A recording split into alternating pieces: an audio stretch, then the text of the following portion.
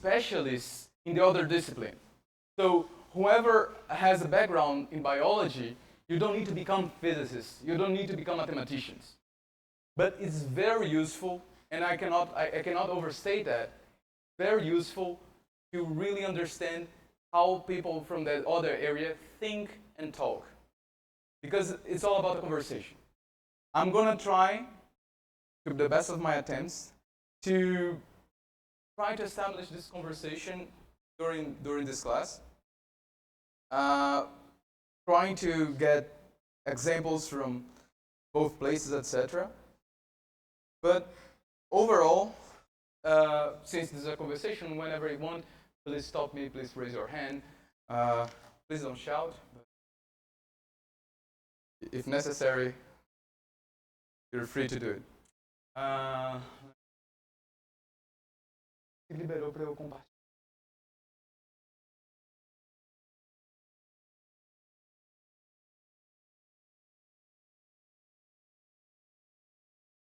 Okay. So I think that a short course like this is more or less like visiting a new country for a few days. So, do you know Argentina? Yeah, I've been to Buenos Aires. You don't really know Argentina. You know Buenos Aires, you've seen like some highlights and you get a feel for the place. And if you ever want to go live there, you're going to do more research in the area, but the points that you collected in your first experience will help you a lot. So you are not going to understand absolutely everything about what we're going to talk in these 3 classes and in these 3 courses in general.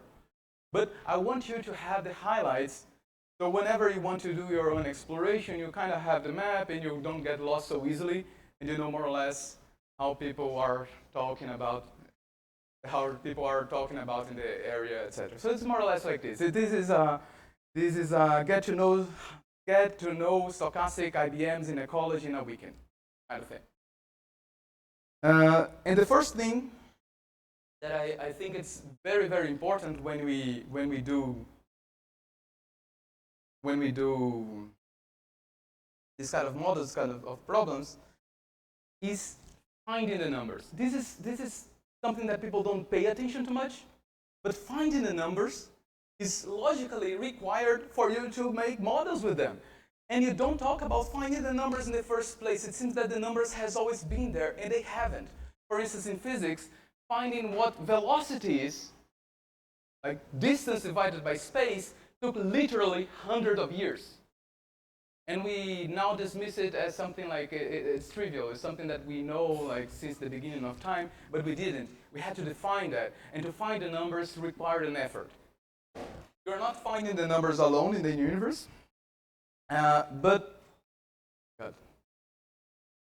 you're not finding the numbers alone in the universe. So a very important thing is that you have the literature, so you can go find places and see what people are measuring, what people are taking into consideration, and then you can make models about that. When I'm talking about finding the numbers, I'm not talking about going to nature and collecting data. This is very, very important.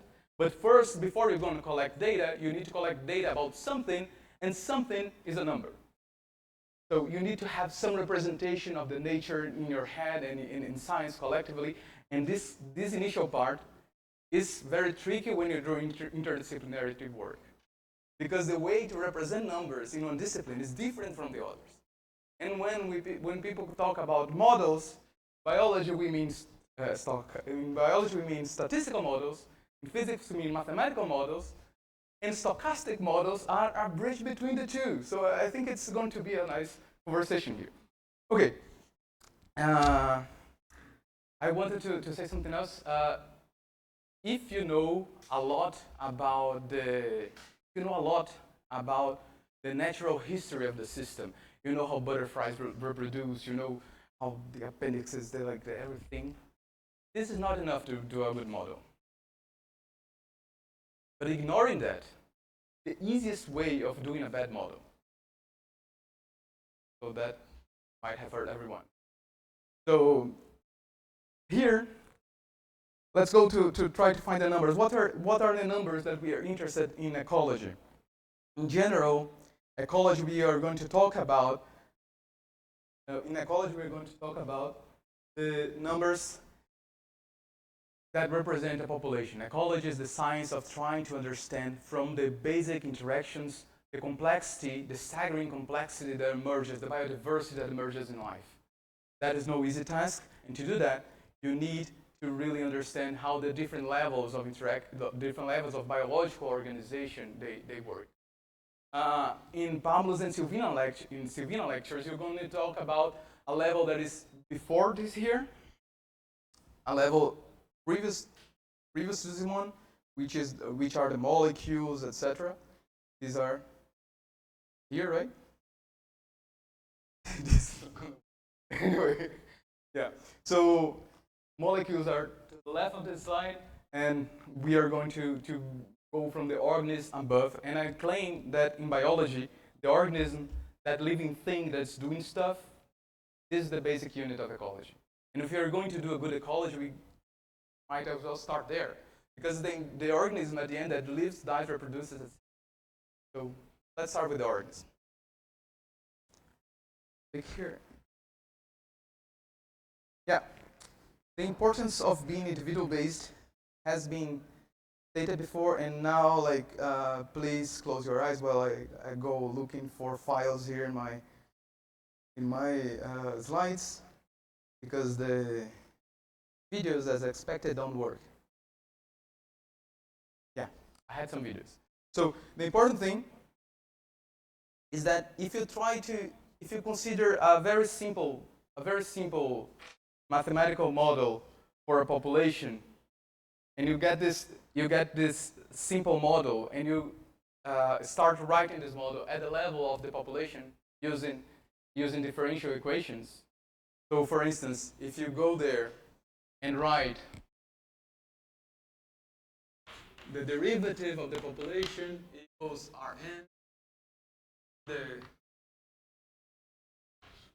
the logistic model, and if you write that, you get a solution about that, and everything works fine.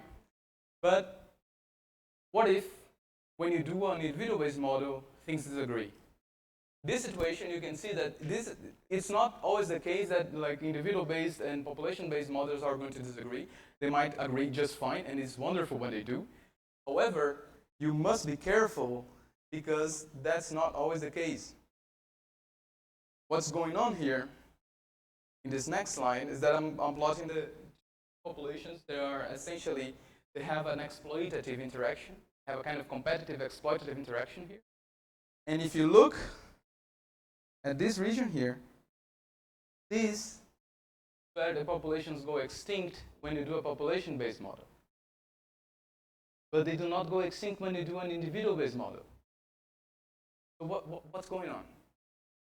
Here, what's happening is that the populations they are interacting, and there's species number one, the explorer, which is bad for itself and for the others, and there's the other one, which is a cooperator, which is good for itself and for the others. So, what happens is that when an exploitator and a cooperator are together, the exploitator will drive the other one to extinction, but locally.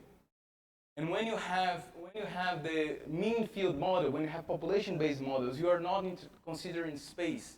You are not considering that an individual might survive because in its neighborhood there are only cooperators. When you are only looking at the average of things, you might lose some very important detail that only appears when you look at the individual-based models, individual level description of the system. So this also happens when you consider a model which is stochastic versus non-stochastic. Stochastic model can show richer behavior, which is not shown in the deterministic model, because the inherent fluctuations of a stochastic model, they can drive dynamics to other places. And to understand that, a very important thing to do is to be able to describe stochasticity in the first place. There are different reasons why there are different origins of randomness in ecology, in biology. I'm very bold to make like a 5-point list here. Some philosophers would give me a list of 20, and it wouldn't be exhaustive. Some physicists gives a list of 5, as I'm giving here. So there are 5 points. First, the abstract details of the inner workings of the interaction might be omitted from your model. You might not have access to it. And as you don't have access to it, you might as well include your ignorance about them as a random fluctuation. So sometimes it dies, sometimes it doesn't. I don't know really what's happening, so I'm going to say that it dies or doesn't die in 50 chance. I'm acknowledging that I don't know something about the system. Another thing is that there are no deterministic microscopic rules that govern organism behavior. There are none. When you do at least they're not simple. When you do a very nice Markovian chain model, and we're going to see that in a bit, for organism behavior, models are huge.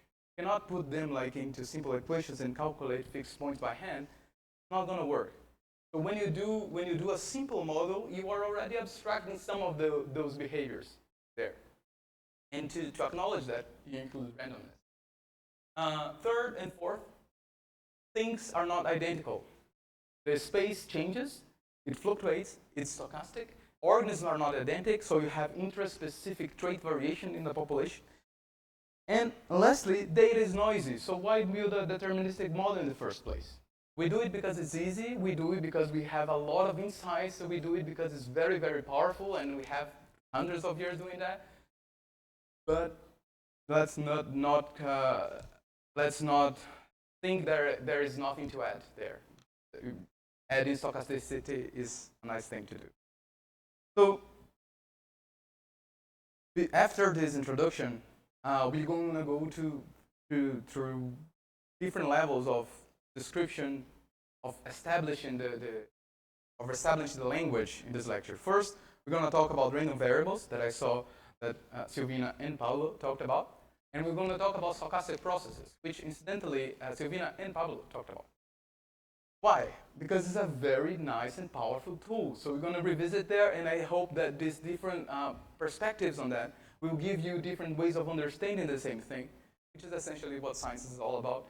So as I'm the last lecturer, I think I have some justifications in place. So let's have an introduction of stochastic processes. First of all, starting with random variables.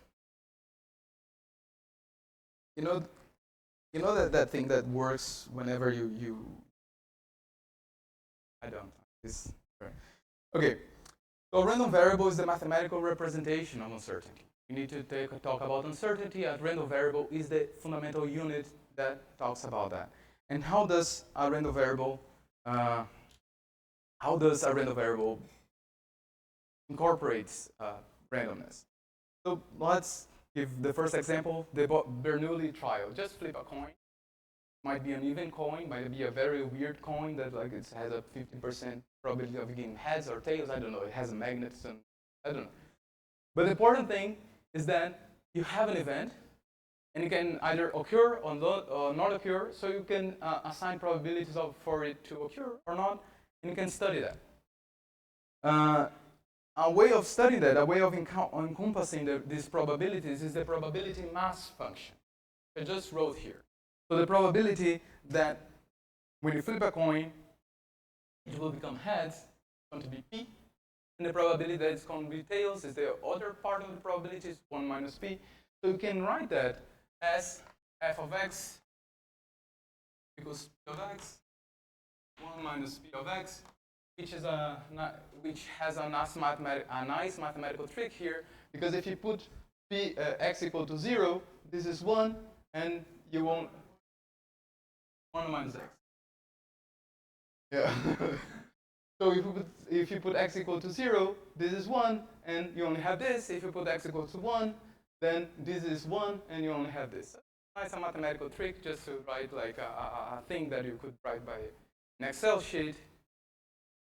And that's what we do. So we find ways to represent things mathematically, because once we have this, you can use this for everything. You basically like put in your pocket, and you can do with this probability mass function whatever you want. And the best way of, okay, I'm already in Poisson polynomial.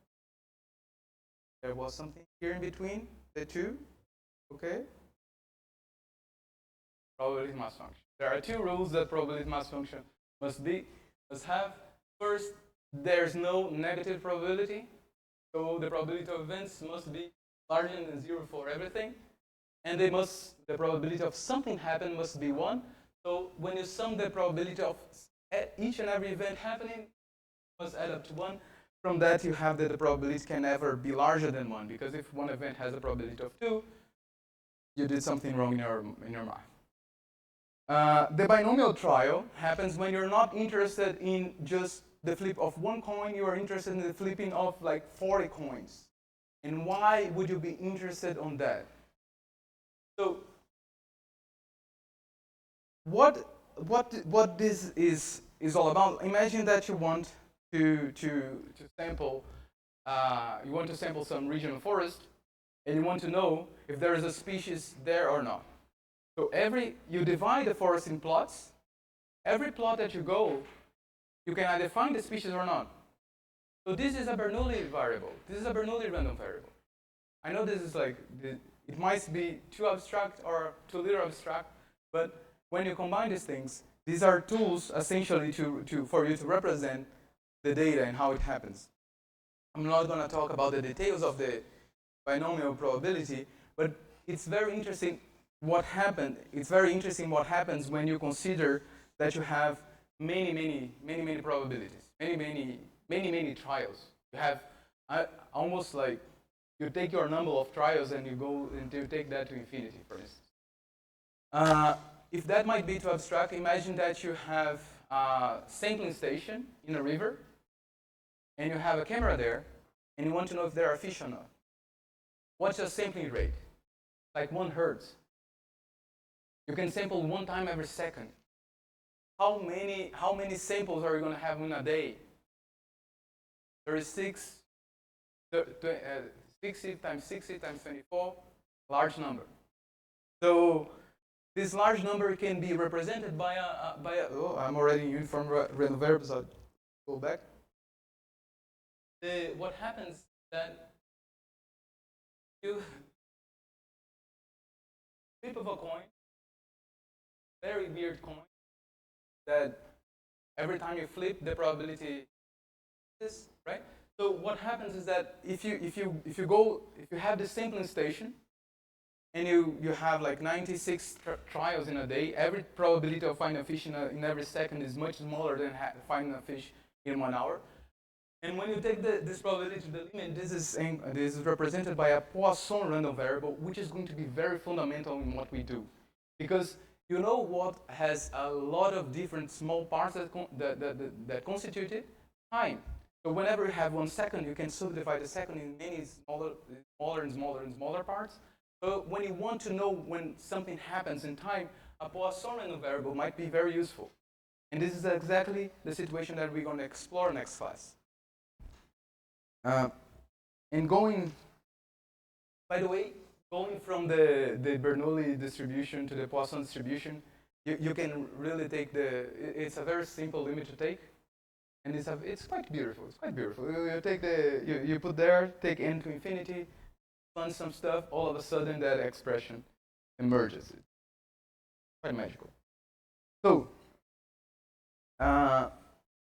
sometimes we are not interested in probabilities of discrete things. We are interested in probability of continuous things.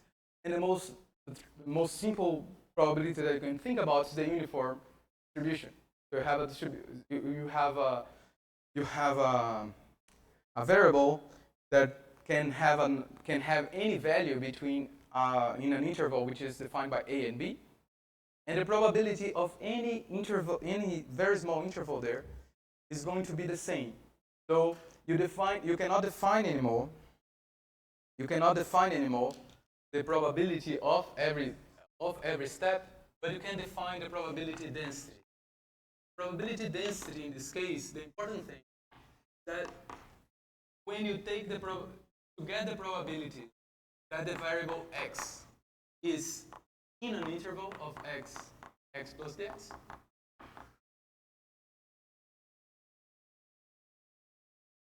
this given by, this is given, this is proportional to the probability distribution function, which is just another tool.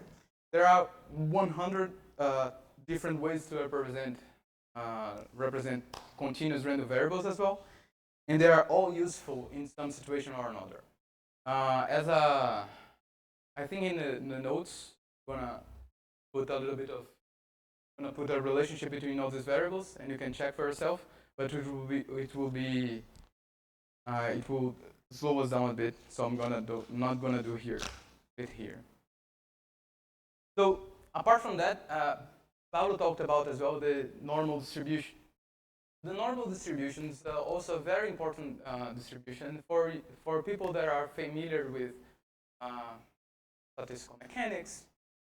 What you do is that if you try to maximize the entropy of an unknown distribution by setting a mean variance to a constant value, what comes out is the normal distribution. What that means is that the normal distribution, one of the many interesting features about it, is that this is the distribution when you only know that your thing that you want to model is around that value, and you know that you don't know really what the value is. You know there's some variance there. This is the distribution that represents that, and it's like it pops out everywhere because of the central limit theorem that Pablo talked about. And because I was watching Pablo's lecture, I thought about bringing a GIF about the central limit theorem, and you can see whenever it resets to zero, the distribution is very different from the Gaussian one. But when it continues to go, it gets closer and closer and closer to normal variable, normal probability. And what you can get from that is that whenever you have many random things occurring, the central limit theorem tells you that in essence, what nature only cares about is the mean and the variance. So it's quite pretty in itself as well. And then I just want to talk about one more thing before we go into stochastic processes. Oh yeah, this is the different ways that you have to represent a random variable. So you have what we were talking about is the probability density function, which, if you look, is here.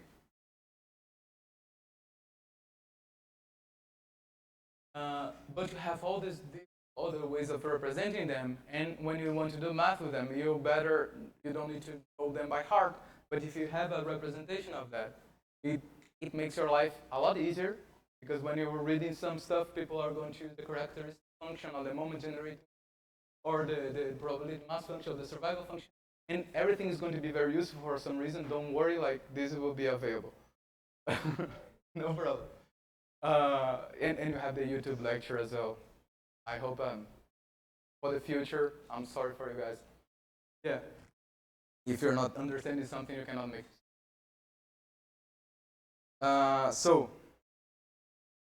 some very subtle distinction. It's not a very almost too simple distinction is that of a random variable and the distribution. So is that a sample and a distribution? If you go there and you measure something, you are measuring the sample. You have the sample. You don't have the distribution. What if you care about the distribution of many samples? What if you go there and you make one measurement, and then another day you make another measurement, and after 30 days you care about the whole trajectory? This collection of random variables is the stochastic process. It's just that. I was really impressed with stochastic process for a long time. And just a bunch of random variables, one after the other. Yeah, that's pretty much it.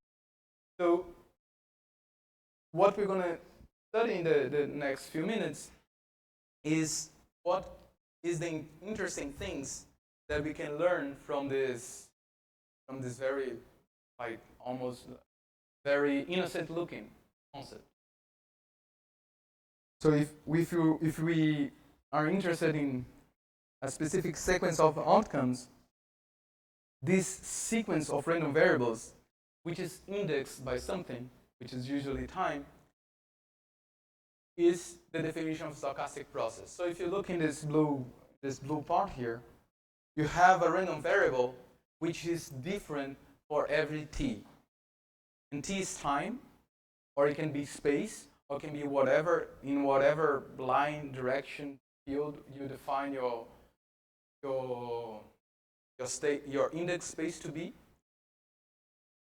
And the important thing is that if we care about the sequence of outcomes, we need to use a different representation than the representation of random variables that we've been using until now. It's essentially a family of random variables. So a stochastic process, what's a stochastic process? Is the entire family of a given random variable, which is indexed by some thing. The first example of that, and maybe before we go into Markov chain, let's go about Markov chains, and then we talk about what Markov means here. So, what's a Markov chain? If you are doing a lot of trading in, if you're doing a lot of trading in stock market, you probably know those, because it's a nice way of representing a lot of different stuff. And the stochastic Markov chain is one of the most flexible tools we have. It's very flexible, and it's very simple. That's why it's so powerful as well. So imagine if you have two states, an active state. Give me something for you. A sleeping state. I don't know. Have an A state and an E state, and you have basically every time you look, have a possibility that your system is transitioning with probability of 40%. From E to A with probability 70%, and if it doesn't make a transition, it stays at A with probability 6. The same thing of E staying at E, probability 30%. Just that. However, if you let this thing evolve, you can show that eventually it might reach some regions, it might not. So for instance, imagine if I have a state here, which is a dead state. I have a state there, which is another dead state. Meaning I can go there, but I cannot come out. Then an important question becomes like, if I start at A, what's the probability that I end up dying here? It depends, right? It depends on a lot of stuff. It depends on what. Because if you go to E, that's a probability of 40%. But if you have a probability of staying here, if you go to E, you're not like subject to that probability of dying, and then sorry. But if you stay here, you might be able to escape in the next one. And then the question starts to become trickier and more interesting.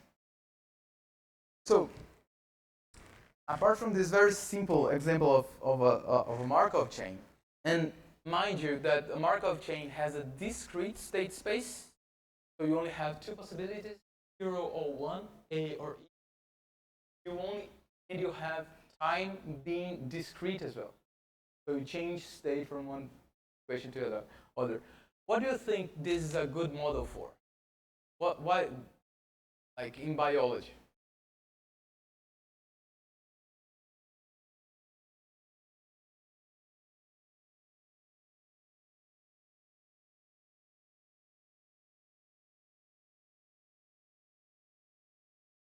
Perfect, that makes a lot of sense, yes. That actually haven't studied that, but that seems like to be a very powerful study of. When you think about something bigger, organisms do different stuff at different times. So what if we make one of those and try to study what happens with an organism?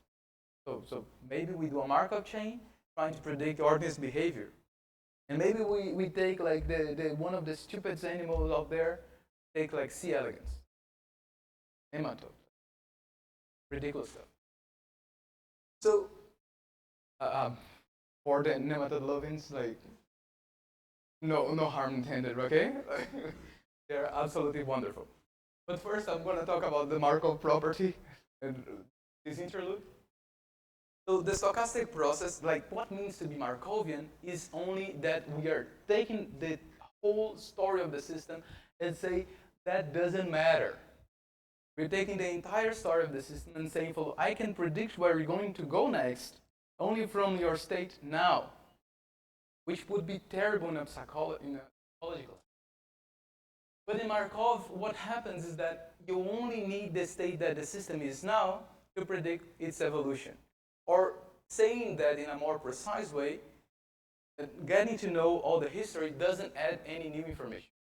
All the needed information that you have is now, and that is sufficient. So, yes.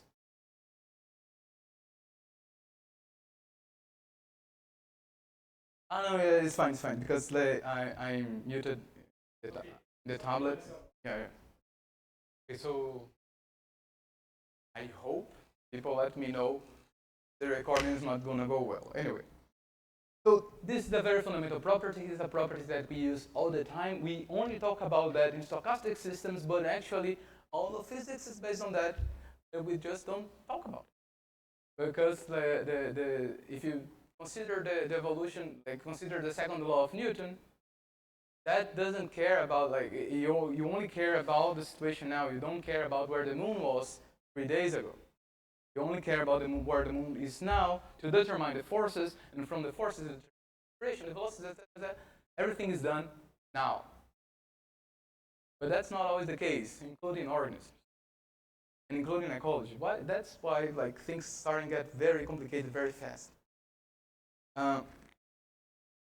Let me talk about nematodes. Yeah. So if you build a model for C. elegans, you make a model C. elegans. You track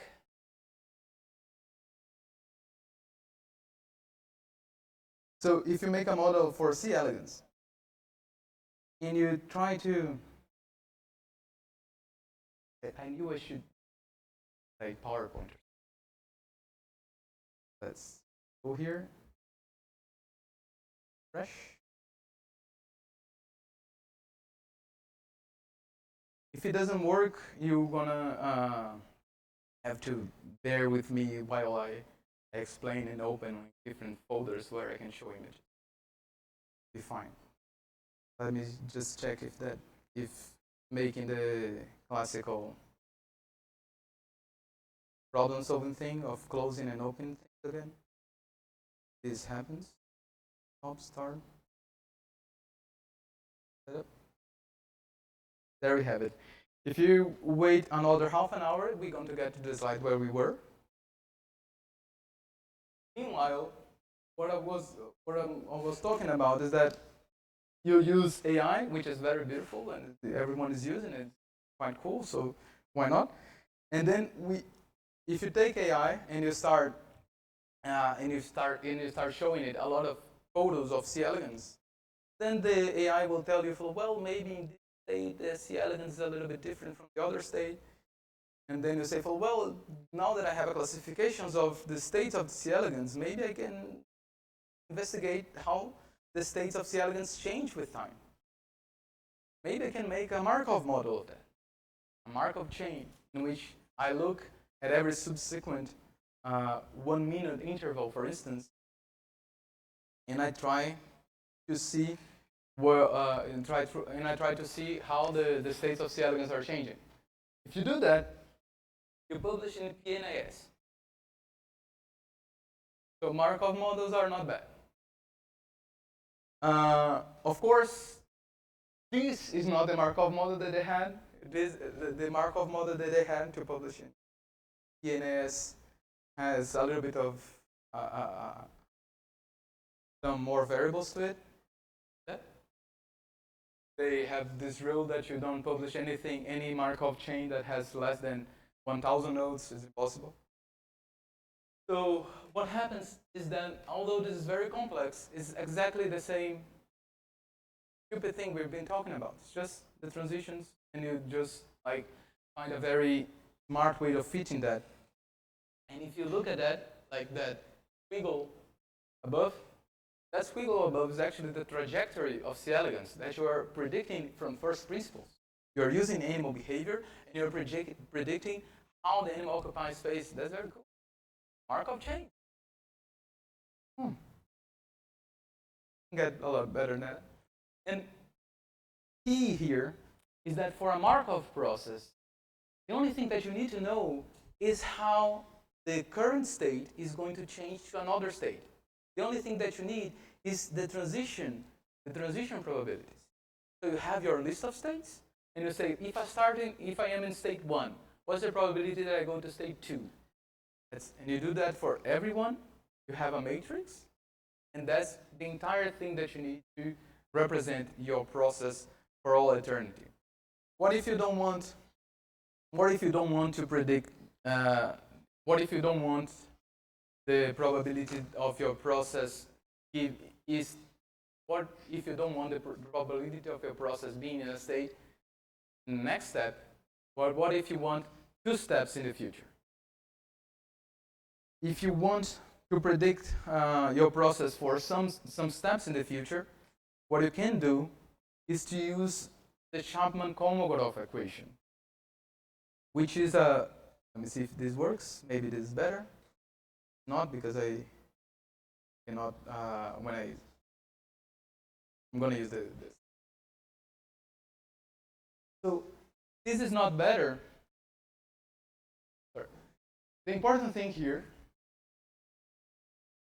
is that if you are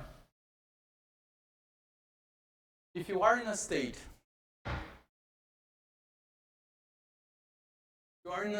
I, and you want to go to a state J, 2 steps. Have like the first step, second step. Everything that you need to know is encoded already in your translation matrix, right? So what you do is that you take the probability of going from I1, multiply the probability from 1, okay? And then you take the probability of going from I2, and then you take multiply that by the probability 2 to J. And you can repeat that for every intermediate state, including the probability of going from I, staying there from I, and going to J, or the probability of going from I to J, and then staying there. You just incorporate everything.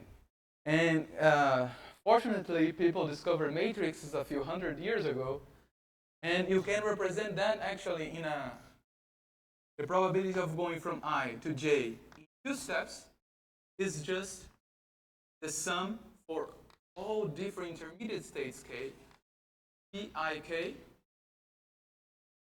K, J. The probability of going from I to J is the probability of going from I to K times the probability of going from K, J, summed over every possible K that you can imagine. And if you know your matrices, this just that. So the square of a matrix, the matrix of transitions, is just the matrix of transitions for 2 steps. That's quite nice tool to have in your pocket. Essentially, it's a lot of talk to say that you can take the parentheses out.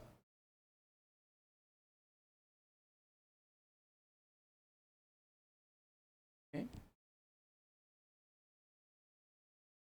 And I'm going to briefly talk about random walks because I had prepared there. But but Pablo talked all about everything that I know already. So what I'm going to talk about is when penguins can be considered random walkers, which is if you ever saw a penguin walk, it's often. But the thing is, I'm not interested in really the movement of penguins. I'm interested in the movement of abundance of penguins.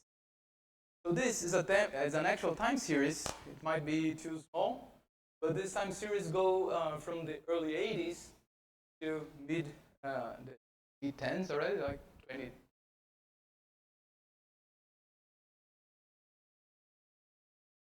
Thanks. Yes.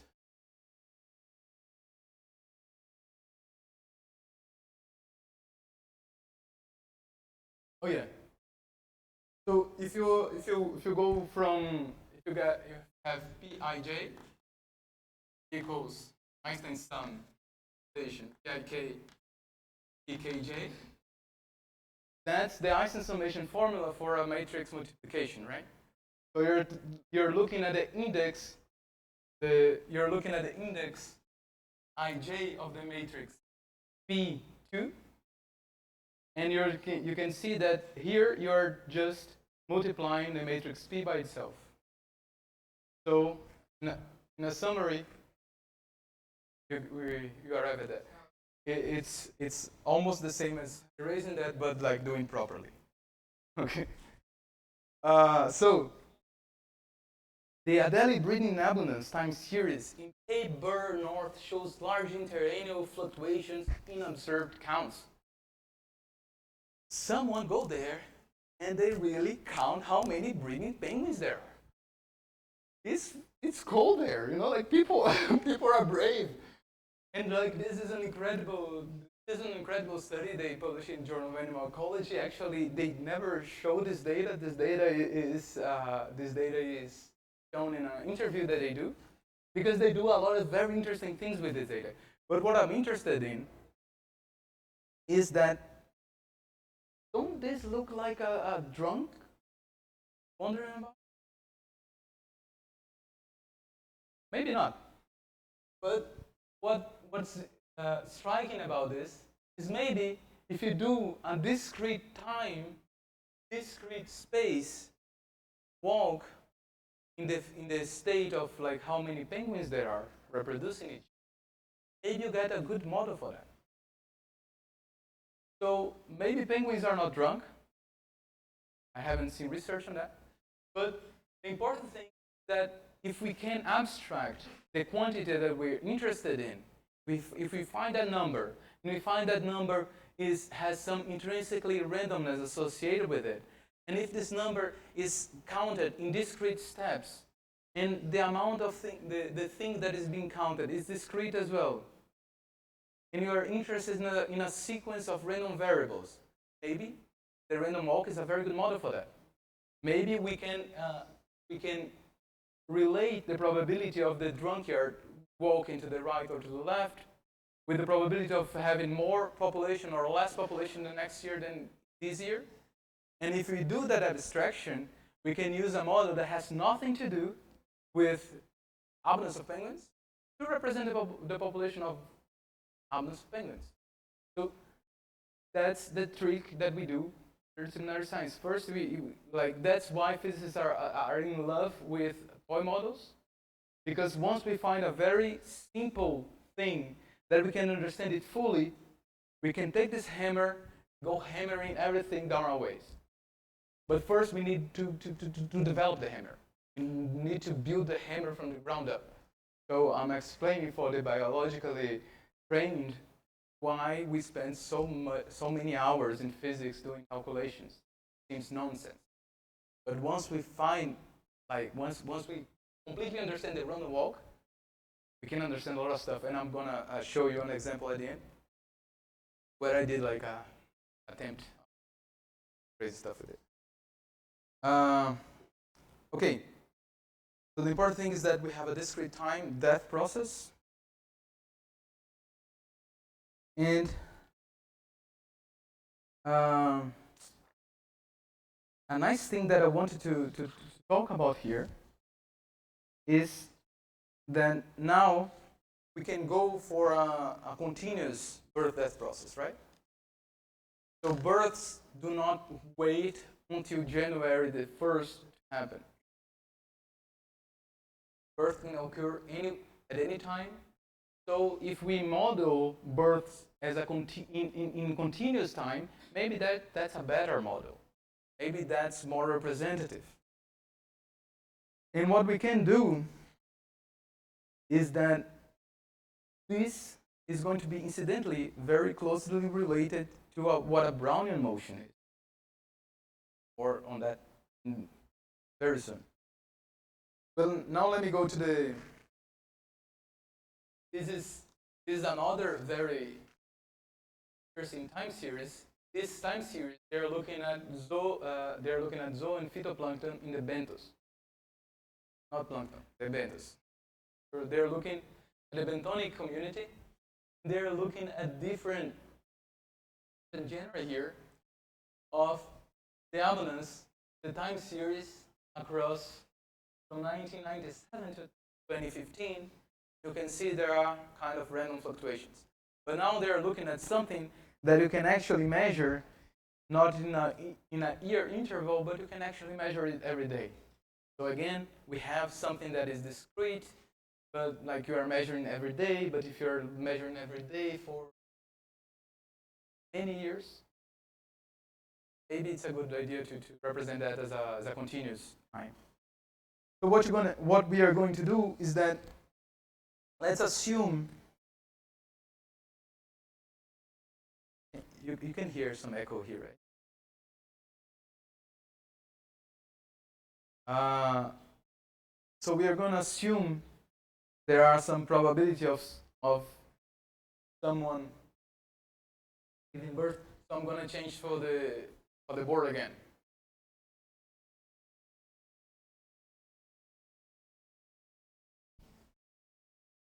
This is very technological.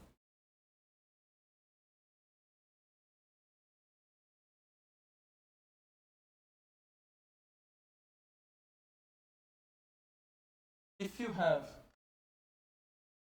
a probability by time interval lambda of having birth, the birth rate has unit 1. So this is number of births, proportion of births in a day or in a year. And if you have as mu, the probability S of that of that.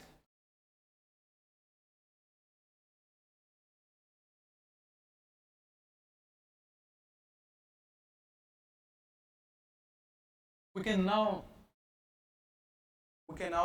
first ask our questions. If this is a rate, what is a probability? How do I convert rates from to probabilities, right? So the thing is that if I have n organisms at time t, if the state of my population n at time t, okay? So this is a function that tells me what is the probability of observing n organisms at time t. This is one. What happens with the probability of n when t increases by a very small amount? What happens here? So first, we can use the tools that we develop. So we can try to write that Chapman-Kolmogorov equation. Let's see. I have access to the both boards, so I can. Let's write that equation. What is the probability? What is the probability of observing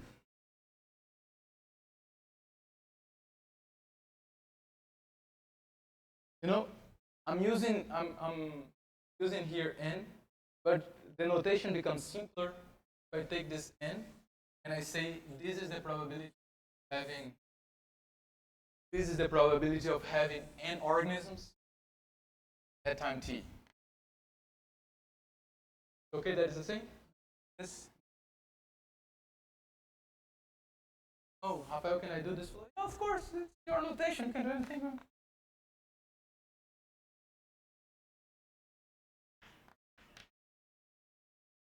So, remember the transitions? So what's the probability of going from state I to state j in a time t plus s?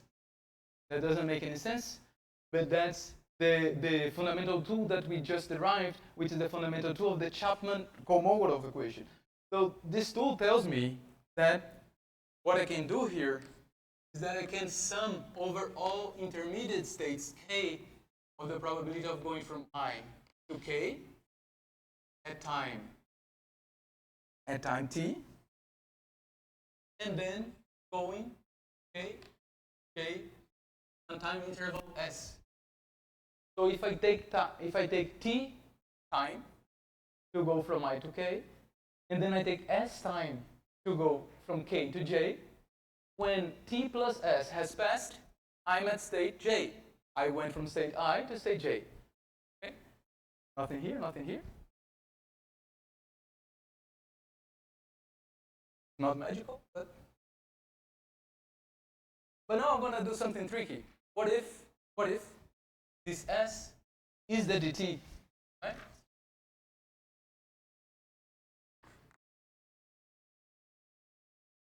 Then I can write that down.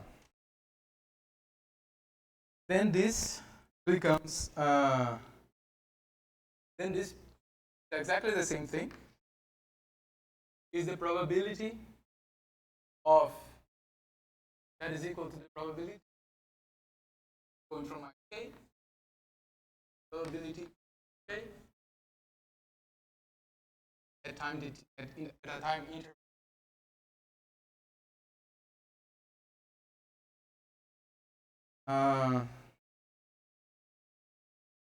And the other fundamental tool that we're going to need to finish this is that we're going to need to write probability. That's not even a name for the equation that I'm going to write, as far as I know, because it's just like a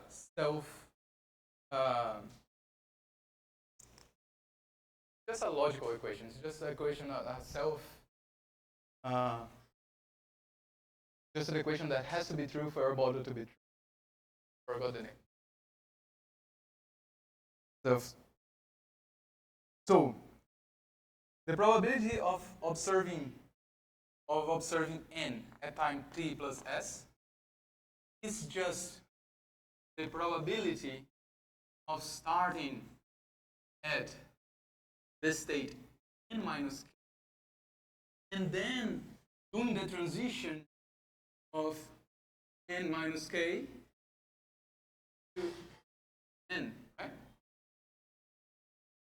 Of starting at t and doing this transition at time interval s. So these two things look similar, but this is the state of the system, and this is the transition. Here, what I'm talking about, here, reading this equation in English, I'm telling you that the probability of observing n penguins at time t plus s is the probability of having n minus 1 penguin, and then one penguin having appear in the situation by God's will or a reproduction, plus the probability of having n minus 2 penguins, and then 2 penguins appearing, and then the probability of having n minus 3, etc., etc. And I'm also including in the same formulas the probability that I have n plus 4 penguins, and then 4 penguins die. So this equation is just a self-consistency equation. And using these two, can you see that now I have a way of writing an equation for this? I have Pnt plus dt, and then I have an equation for conditions here, and I have an equation for the actual evolution of the state here. Using these two, I can actually write down an equation for that, which is just starting at the first equation there. I'm just going to repeat it, but now using my dt variable, n minus k, n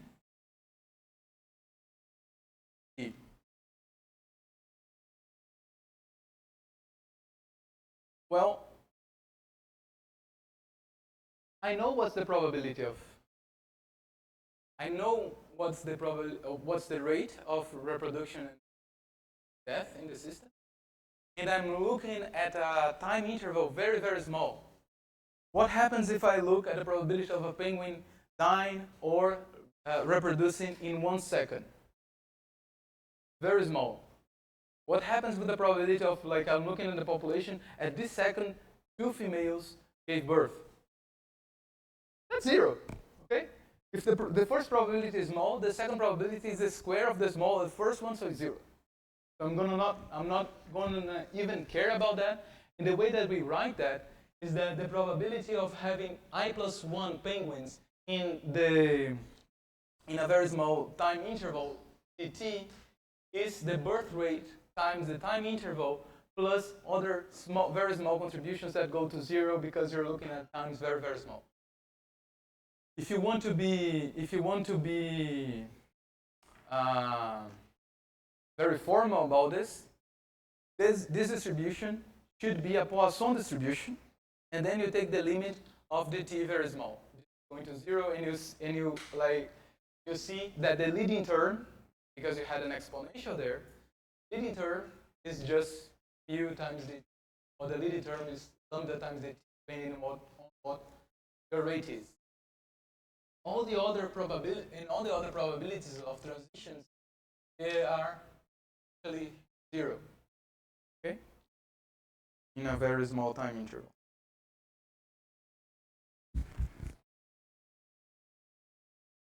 Black t-shirt, white. Not a good combination. Anyway.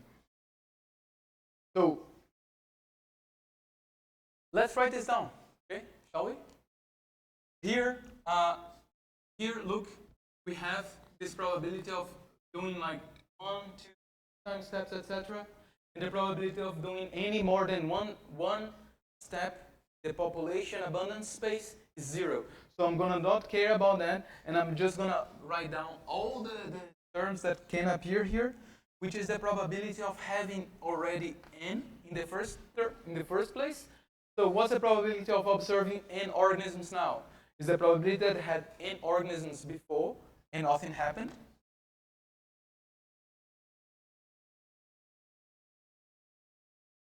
Nothing happened.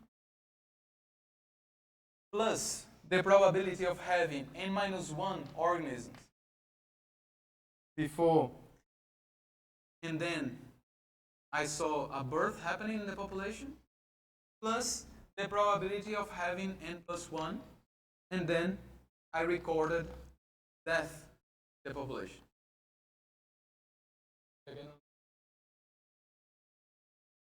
So, without further ado,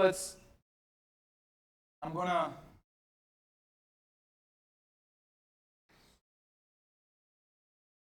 change everything. And what we're gonna have here is the probability of n t plus dt minus the probability of n t is equal to probability is equal to p n equal to Pn of t minus lambda dt minus mu plus Pn minus 1 lambda plus 1 mu. So I'm gonna observe that all the terms here have a dt. So what I'm going to do is I'm going to divide everything by dt, and if you already studied differential calculus, you know where this is going, because this dt here is a very small interval, and I'm trying to see how something changed in a very small interval, and I'm trying to see what's the rate of change in a very small interval. This is a derivative. So just so I don't mess up the notation,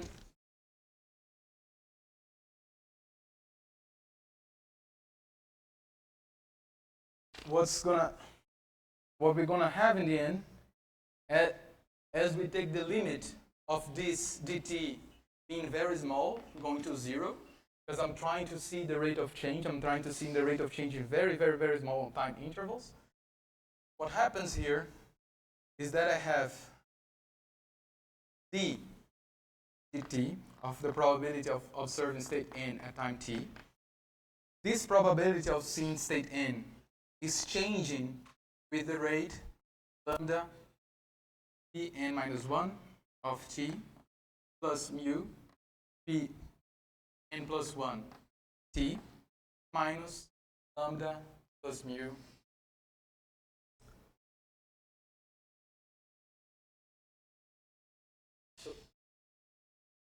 so this is a master equation.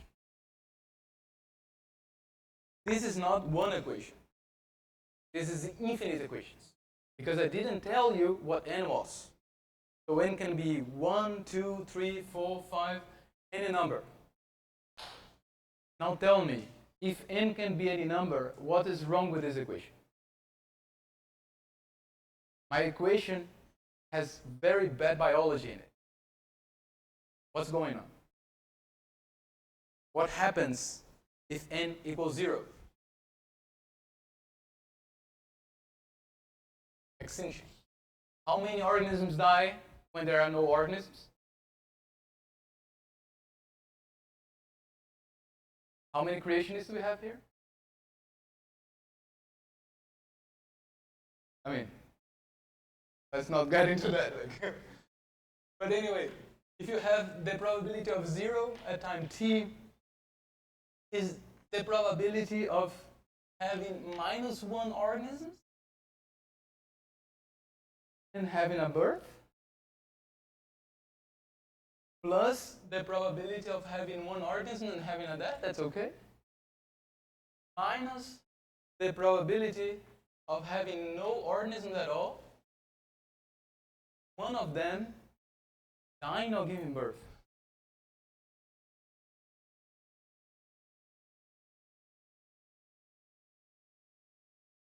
Yeah, it's very, very strange. Makes absolutely no sense. But the math doesn't know biology. You as a modeler should know biology. So we did a model here. What happened is that we pushed our model to the limit in which the biology doesn't even make sense anymore. This model has a different behavior. Populations have a different behavior when there is no population. They don't behave the same. So we need a different equation here, which is very special when n equals to 0. When n equals to 0, how things change? The only possibility of having 0 organisms is that 1 organism existed and then it died. We cannot leave this state. Once we reach it, we cannot leave it. It's what in physics we call a boundary problem. It's an absorbing state. You reach that, you cannot leave it. So the probability here cannot involve minus 1 organism. But we can have 1 organism and 1 organism die.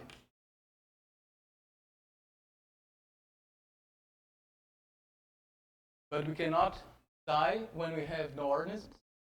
We cannot give birth when we have no organisms. So this kind of corrects problems. And I'm gonna stop here with this master equation. And I'm not gonna do other equations in the board, but I want to show you what happens when you do bad models. And that bad models can even be very useful. So, without further ado, let me get my notes straight. I just wanted I had some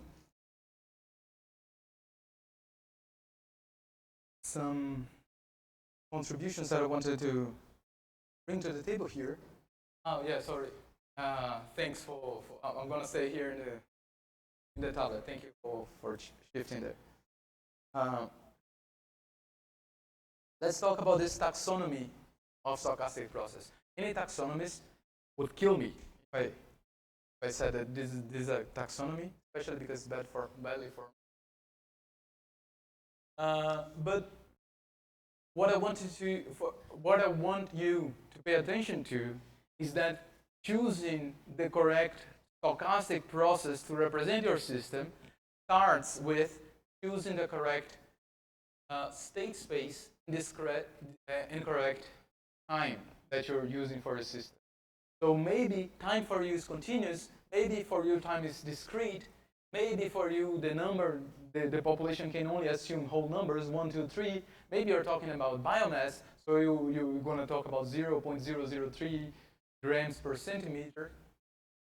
So what happens is that choosing the correct tool from your toolbox starts with choosing the correct state space and time or index space represent your stochastics. We talked about Markov chains, and they are very useful for discrete state space with discrete time. We talked about we talked about just now this continuous time Markov chain with jump processes, with continuous birth-death processes. And Paulo talked a lot about Brownian motion processes. He's talking about that. It's a very useful tool whenever your space is very continuous, time is continuous. But we also have the possibility of having discrete autoregressive methods, etc., which is when you have a continuous space, but your time shifts in discrete intervals. What we are going to use this for is whenever we have some continuous state space, but we don't want to bother with continuous time, we can use one of those. And let's talk about whales, killer whales. They're dolphins. Dolphins are whales. So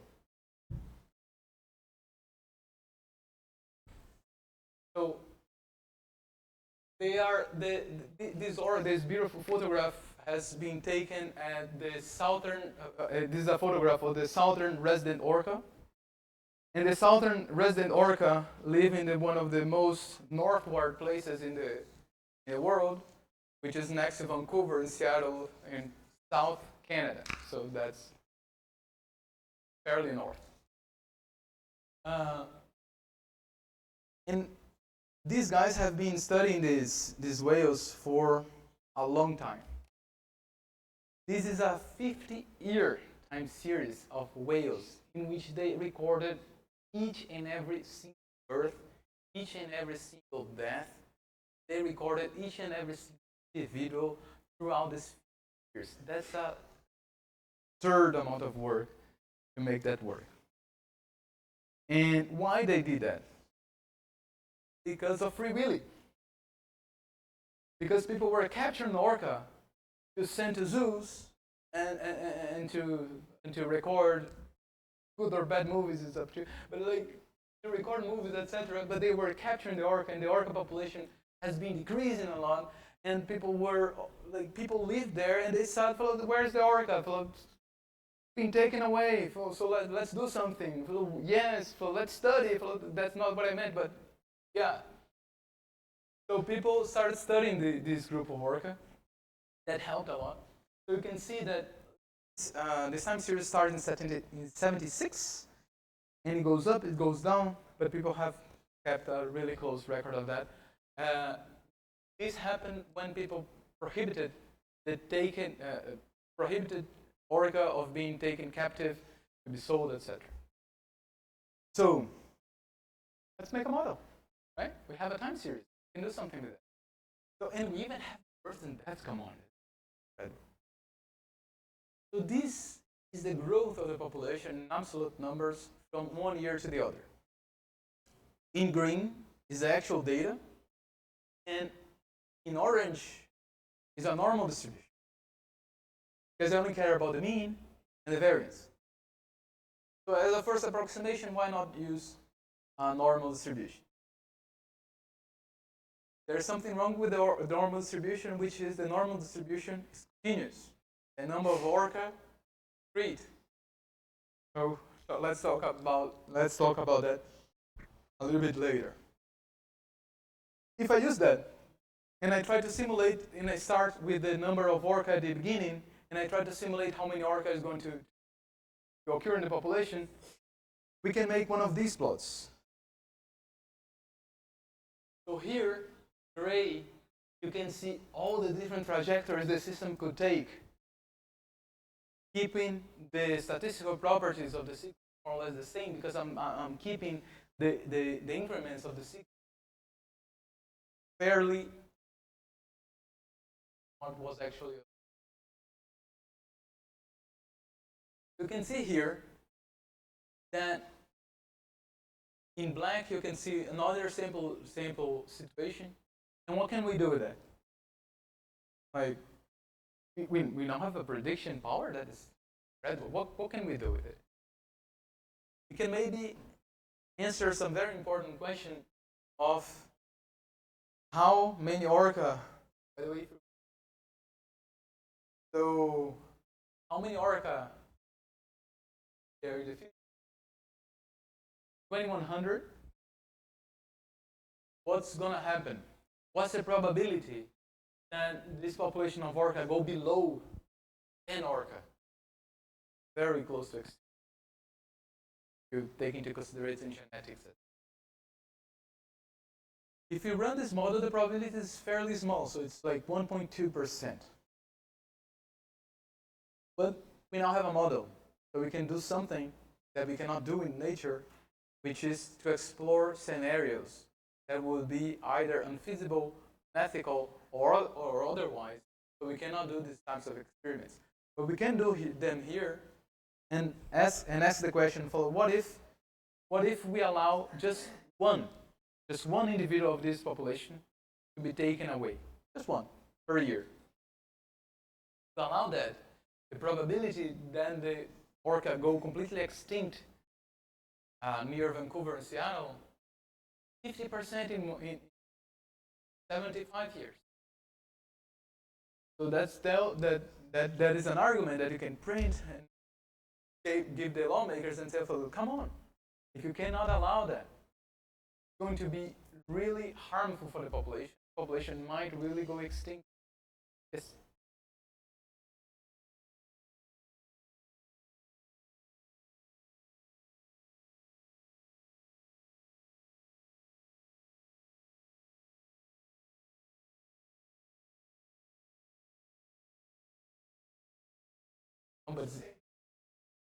But this is individual based, because the rules that I'm updating the model, that I have the probability of each organism giving birth or dying at every time step. So there are two things.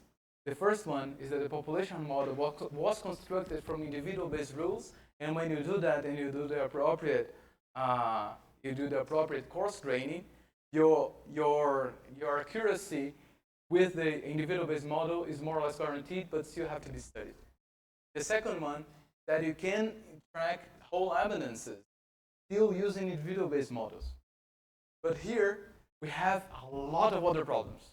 And exactly the question that I wanted to make is that, like, someone told that criticizing a model is like trying to harpoon a hydrogen balloon. You're very unlikely to miss, and if you hit, fatal. So you're right. This has a lot of problems and is not adequate for prediction. First, what is wrong with this graph? How many orca do we have in 20? Negative 75 orca. So I'm the discoverer of the anti-orca. When the two come together, annihilate into. What happens here is that this model does not take into account anything about the demographics. I just took the statistical distribution and I said, well, let me update the population every year following that. So, is this still useful? Not good? It answers a question. So, how do we decide that? We try to publish. See what the reviewer says. No, just kidding. Like, we must be.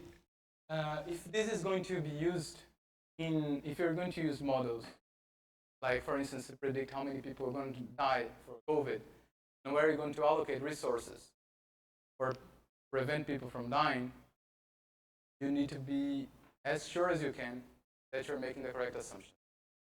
You cannot have negative orca. For illustrative example, and can already do a lot of stuff. But one of the exercises I'm gonna ask you to do in the hands-on is try to come up with better models for this. One that considers individual based, that considers the actual. So we have 4 minutes. I just want to have a more or less explanation of what the next and the following lecture is going to be. The next lecture is going to be more code-based. I'm going to do video-based models, simple ones, with you in Python. In the following lecture, the third lecture, we are going to have analytical tools to analyze this kind of thing. We're going to talk about the mean field approximation, essentially this, and we're going to talk about the pairwise, some pairwise distribution, some moment-based approximation. That. And once you have the model in your computer, what do you do? This is all about third lecture. Second lecture, implementing the model. What tools do we use to make the simulation in a sensible way? And in the third lecture, we're going to talk about the approximations that we're going to have, so we don't sacrifice the analytical understanding that we have of the model when you do individual-based models. The third one is going to be a little bit more mathematical. The next one only requires Python, so if you have the opportunity and you haven't looked at Python yet, and just check a little bit about the syntax. Okay, thank you very much. Any questions, I'll be happy to take.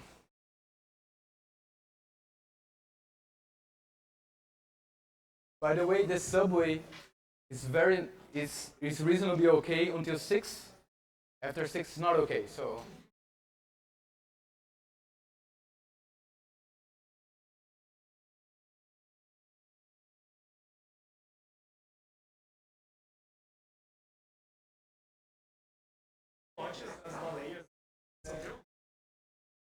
Eu fiz de ontem para hoje, tá? O que acontece? Os meus pessoais próximos hoje em dia são biólogos. Aí eu tenho um trabalho muito importante para propor, que é pouco. Porque, tipo, eles estão na URSS, não tiveram nada em seja quantitativo, nada sincero. E aí, tipo, eles acham que eu tô assim.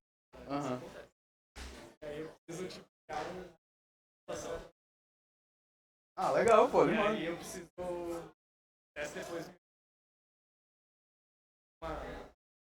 uma fonte do que eu achava que eu se eu mostrar o que eu faço, eles não vão. Porque já é um nível de abstração. Não, com certeza. Então eu preciso de alguma coisa um pouco mais, tipo assim, modelos são legais. Mas aí sim. E eu acho que